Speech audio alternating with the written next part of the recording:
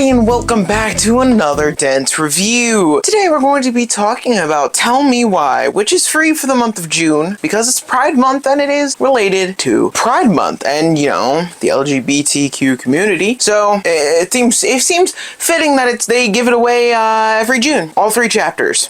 So if you want to play this game, before you go and see my full review of it, I highly recommend you do play the game so you can experience everything firsthand for yourself, because this is a story-based game where choices matter, and it is a game where watching and playing through and making the choices is pivotal to the gameplay, the game itself. So I highly recommend, before you spoil anything, that you play the game first before you do, and it is free for June, and you can keep it forever once you're done. It's on Steam, I know, for free for certain. So that's all I want to do for that for now, and get that out of the way. Happy Pride Month, by the way. And let's just hop into the spoiler zone. Spoiler time. Spoiler zone. Okay, so the gameplay of this game is very Telltale-esque, where it's mostly making dialogue decisions, getting invested in like a story. It's more cinematic than it is focused on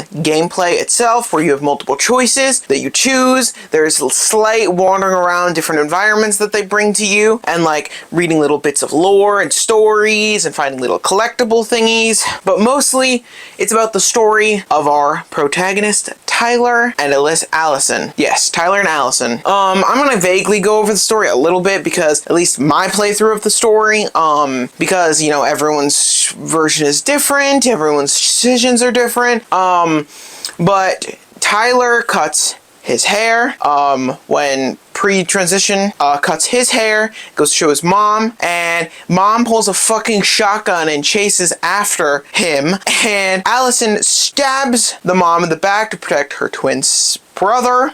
They're twins, by the way. I guess I probably should have said that.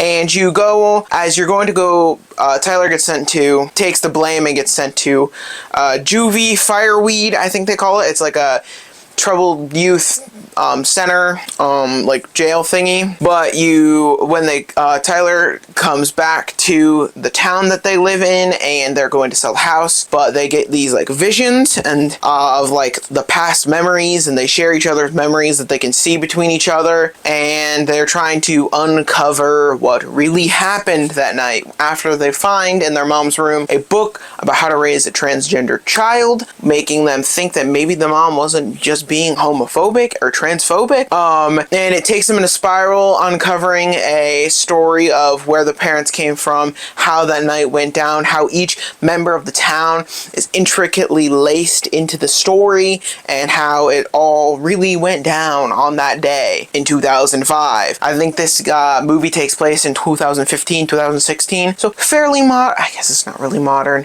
Fuck. Alright, sorry, existential dread aside from me, it takes place in fairly modern times, so they have, you know, fairly modern technology. I mean, it is a rural town, so not that modern of technology, but they go through the town, and they're trying to figure out what fate happened on that fateful day, and what happened to Marianne, their mother. So you go through the story, you make choices, you see things. That's about as much as I'm gonna go into the story, though I do love the story and how everything kind of ties together along each chapter. Each chapter is about 3 hours, depending on how much you explore and read, and it's a short 9-hour. It's like I guess not too short, but it's like a 9-hour experience. It's very good. It's like those are about the common length of a Telltale game, or a game in that style, or like a Life is Strange, but very good. I do like the game. It's a very fun experience, especially if you want to go through and do different endings and see different outcomes and how different things go, and like maybe dive deeper and down to the surface of what is going on. I do recommend you play the game and get other stories. If you want to see my playthrough of the game, you can go to the live tab on YouTube, and you can check out my playthrough of the game, if that catches your fancy. But yeah, this is very fun. Gameplay is, you know,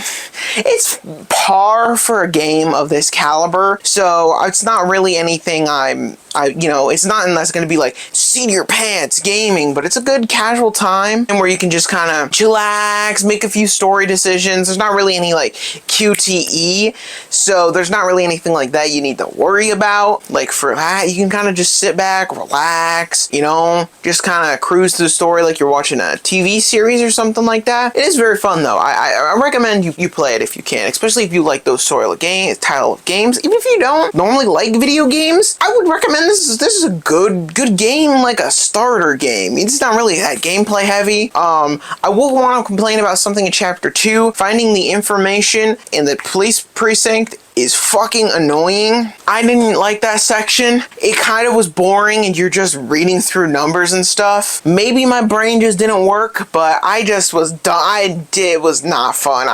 That's one part of the gameplay, I guess, I wasn't a big fan of.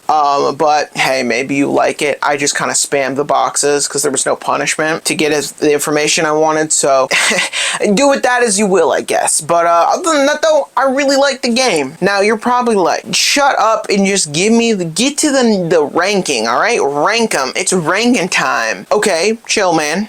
We'll get there. But let's see. On a scale of 1 to 10, I think I'd put this game at an 8. Yeah, you know what? I'd give it an 8, especially where I didn't pay for it. It's a free game during June. I got it last June, I believe, or the June before that one of the two. And it was a fun romp, man. Especially if you get it for free, you can't complain about free game. And good story, compelling characters, likable characters, but yet not making them like goody two-shoes. They're likable. They do things, maybe they shouldn't. Everyone, it's just really good characters, which is what you want for a story like this. That's my thoughts on Tell Me Why. Well, ladies and gentlemen, if you like this video, give this video a like. If you like the channel, you can subscribe and turn on notification bells, get notified of all further uploads. And if you really want to help me out, click cards in the video to take more content. And with that all ado, adios.